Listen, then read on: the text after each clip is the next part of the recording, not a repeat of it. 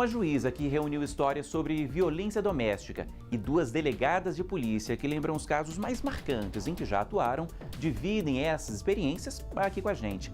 O envolvimento com as vítimas, detalhes da investigação e a busca por solução são alguns dos nossos assuntos. E as nossas convidadas são as delegadas Cíntia Carvalho Silva e Maria Aparecida Veras e a juíza Rejane Suxberg. Tudo bem, Rejane? Tudo bem. Muito bem-vinda. Muito obrigada, é um prazer estar com vocês neste programa.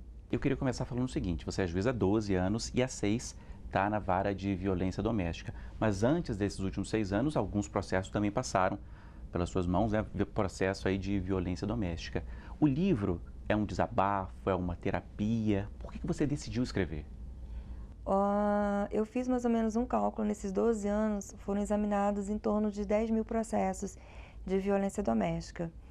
E existiram algumas situações que eu me deparei analisando o processo, ou em audiência, ou sentenciando, em histórias que me marcaram muito nessas questões de violência.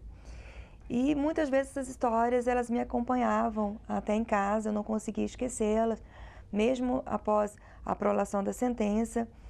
E foi uma forma de momento até terapêutico mesmo, de desabafo no papel, escrevendo sobre aquelas situações, sobre a história daquelas pessoas. Algumas a gente ficou sabendo, ao final, o que teria acontecido, o destino daquelas mulheres, daquelas famílias. Então, isso eu acabei colocando isso no papel e escrevendo. E momentos, algum tempo depois, um dia eu passei essas histórias para alguém da minha família ler, e ela me relatou assim que ela tinha sofrido uma violência doméstica, porque ela se identificou com uma daquelas mulheres. E aquilo me chocou bastante, porque era uma pessoa bastante próxima a mim. E eu falei assim, poxa, será quantas mulheres não se identificariam também com essas tantas mulheres que sofrem violência doméstica que eu estou contando nesses textos. E uma outra situação também é que a gente observa que a violência doméstica ela ainda é muito banalizada, muito minimizada, naturalizada pela nossa sociedade. Isso se deve a uma sociedade bastante patriarcal, machista que a gente ainda vive.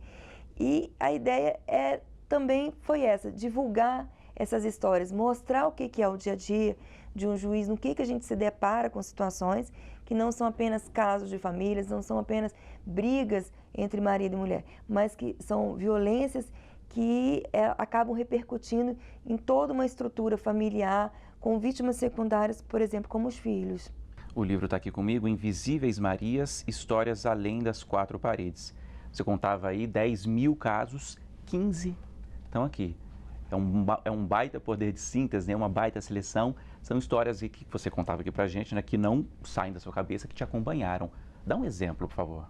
Tem uma história, até no livro eu reparto essa história em duas.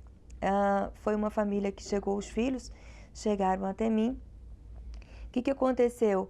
Ele matou a mãe dessas crianças, elas ainda, a mais velha na época tinha 12 anos de idade. Ele matou a mãe na frente dos filhos, porque ela havia comprado uma televisão.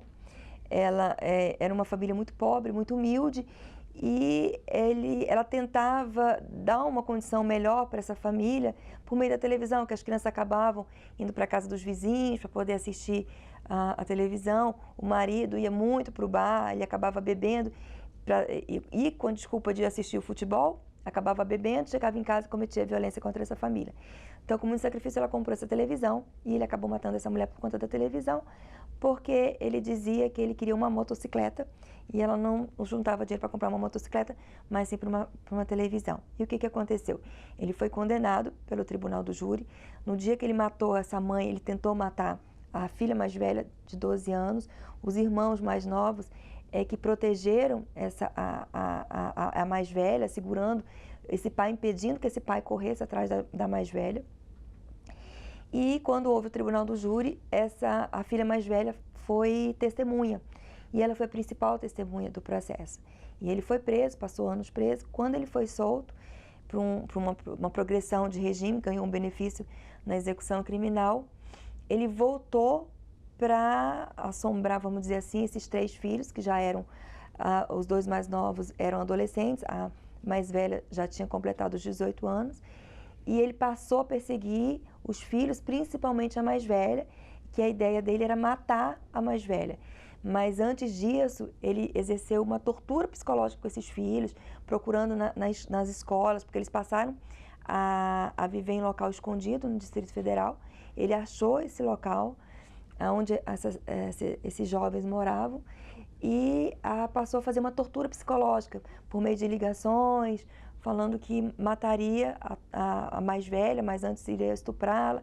Então, assim, são histórias que eu vi que, além dessa violência, desse sofrimento que essas crianças passaram ao presenciar a morte da mãe, tiveram que se deparar anos mais tarde, posteriormente, com essa violência do pai, que insistia em perseguir e, inclusive, a querer matar a filha mais velha. É uma história cruel. Muito. Todas elas são parecidas com as histórias que estão aqui no livro? São todas histórias tristes, histórias que marcam a gente? São histórias que marcam bastante. Por que eu fiz seleção de 15 histórias? Como eu estava contando, eu tenho pelo menos mais umas 30 histórias redigidas. Mas a ideia de colocar 15 num livro é exatamente por isso, porque você lê, você termina muito angustiado, é aquilo, você se depara e não acredita que existam situações como aquela, que o ser humano é capaz disso. Então, são histórias que realmente elas são muito marcantes, elas são muito tristes e eu acredito que 15 foi um número suficiente. Você contava essa história, né, de uma família muito simples, mas esse não é o perfil, né? Não, a violência doméstica é uma violência muito democrática. Ela existe em qualquer classe social, independente da idade. Então, nós temos histórias que falam de uma classe social melhor, economicamente mais abastada. Temos história de pessoas idosas, de violência doméstica que aconteceram com pessoas idosas, entre casais idosos também, entre mãe e filhos, é bem diversificado. E como é que você faz, Rejane? Você já contou aqui pra gente, né, que são histórias que te marcam. Elas te acompanham. Mas como é que você tenta separar a sua vida profissional da pessoal? É bastante não ficar marcada por essas histórias, porque um ponto que eu combato bastante, que eu falo muito, é que hoje em dia o juiz ele não pode mais ser um juiz apenas de gabinete.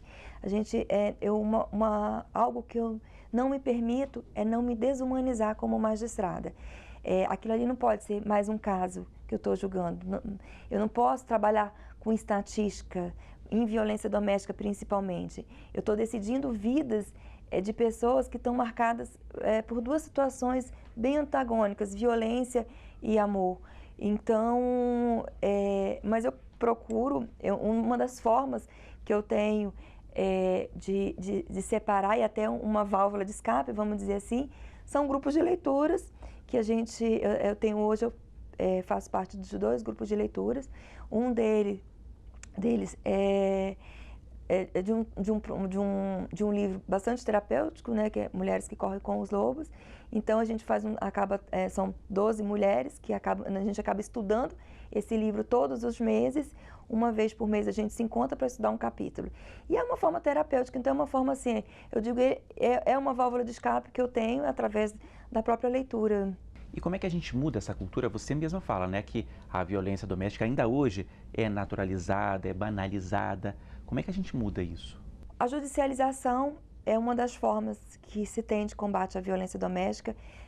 Falar sobre violência doméstica é imprescindível. A violência doméstica, ela se combate assim, se falando dela, se mostrando o que é a violência doméstica, o que é que está presente nos nossos lares.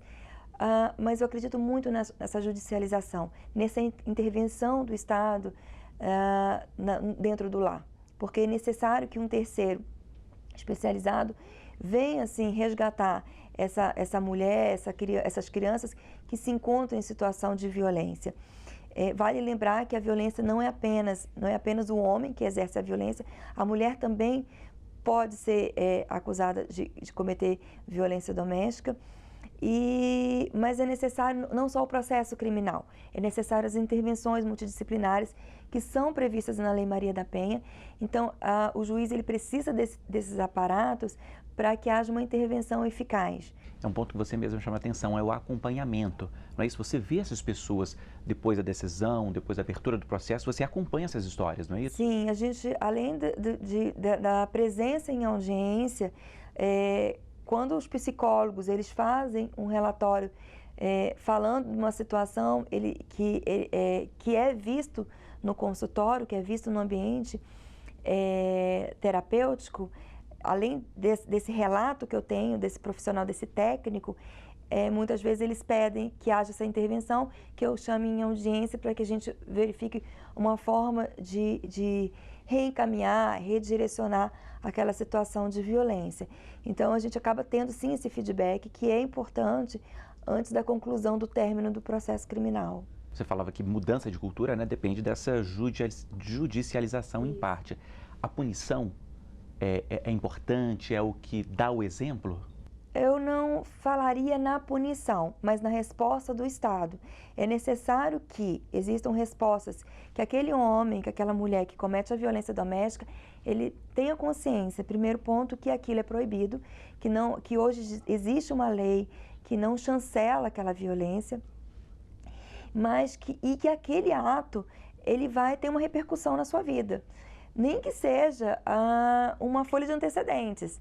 Porque o que acontece? Eu vejo muitas críticas a isso falando assim, mas as penas são muito baixas. Não é uma pena alta que vai minimizar a situação de violência, mas é a efetividade de que irá receber uma pena, de que irá ter uma resposta. Para terminar, Rejane, tem alguma história, algum caso, algum recado de uma dessas mulheres, de uma dessas pessoas que você tenha guardado, que passou para você ali pessoalmente, que você tenha guardado, tenha ficado também com você? Me conforta a oitiva de muitas mulheres, e isso assim eu escuto bastante, até porque eu faço uma escuta mais detalhada, eu tenho tantas histórias porque eu escuto essas mulheres, eu não quero saber apenas daquele crime que ela levou para o sistema de justiça, mas eu quero saber de todo o histórico dela de violência, porque eu preciso saber para poder julgar melhor. Muitas vezes aquele problema que ela traz é a ponta do iceberg de um problema muito maior que tem por trás de toda a violência que ela sofre.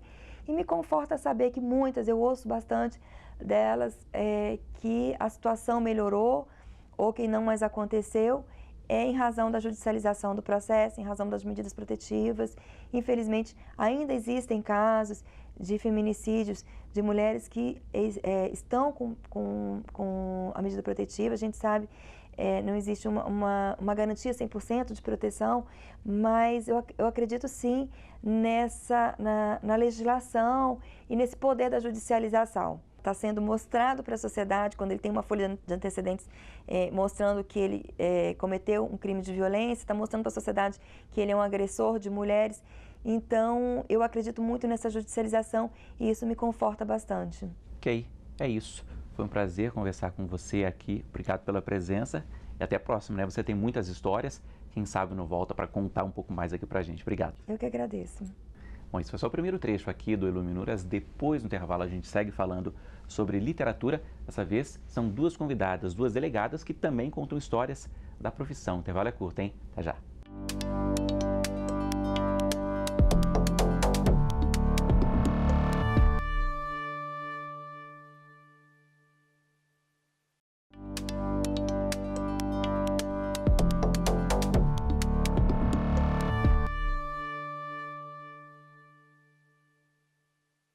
O Iluminuras já está de volta para conversar agora nesse segundo bloco sobre esse livro aqui, ó, Vida de Delegada. Cíntia e a Maria Aparecida estão aqui.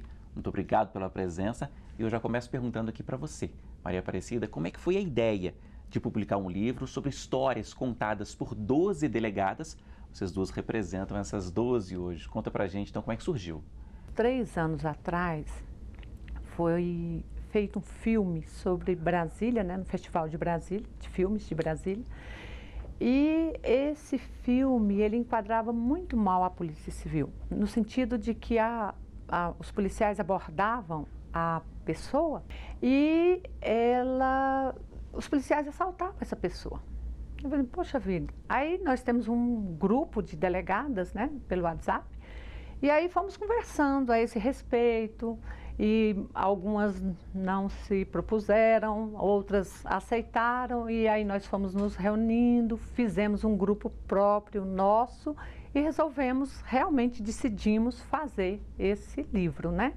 Para contar as nossas histórias, ficarmos mais próximos da população, desmistificar o que é a polícia, né? Porque as pessoas têm aquela impressão de que a polícia é tudo ruim, é tudo mal, e normalmente o que você ouve sobre polícia não são coisas boas. Então resolvemos criar esse livro com essa ideia, trazer a população para conhecer a polícia, né? E é assim aquele olhar feminino, né? A mulher, como a mulher atua na polícia. São 2 delegadas que contam suas histórias, bastidores, por meio de contos, crônicas ali.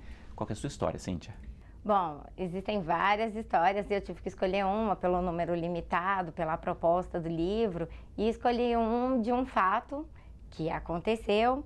Eu estava bem no início da carreira e eu trabalhava na delegacia Nasa Sul, que é uma área nobre aqui do plano piloto aqui em Brasília. Ela é bem exótica, digamos assim, né? O agente sempre anuncia pra gente a pessoa que quer falar com o delegado, aí chegou uma senhora e se apresentou como mestre da UNB, e eu falei, então entra a mestra, né? E eu já fiquei preparada, meu Deus, o que essa senhora vai me perguntar? E aí já olhei os livros, assim, imaginei que ia ser uma demanda, assim, de um direito coletivo, direitos humanos, direitos animais, domingo de manhã, né? Aí, não, a senhora chega toda distinta, com um envelope, um saco preto na mão, e eu já imagino, o que é isso? Né? Aí ela fala, doutora, meu marido está me traindo. Aí eu falei, nossa, assim, adultério não é crime, então não é o lugar adequado para procurar a polícia, para resolver isso, né? Porque em tese a gente só cuida de crimes, mas em tese, como a polícia e o hospital são as únicas instituições que são abertas 24 horas, estamos também para isso. Temos que fazer também esse papel. E aí procurei acolher a senhora como a mulher também. O trabalho da policial, né, da delegada, também é o quê? É de conselheiro, é de amiga, é de parceiro, além do trabalho oficial, é isso? É exatamente isso. É muito interessante, que nem a Cida falou. As pessoas imaginam a polícia uma instituição bruta, ou uma instituição repressora, mas na verdade o que é o dia a dia é retratado nos nossos contos, em que as pessoas procuram a polícia muitas vezes não, 80% das vezes, para ter um acolhimento. Infelizmente, a nossa sociedade cada vez mais é concentrada em eletrônicos, ninguém conversa. E como a polícia existe um atendimento 24 horas, que existem pessoas tá sempre lá.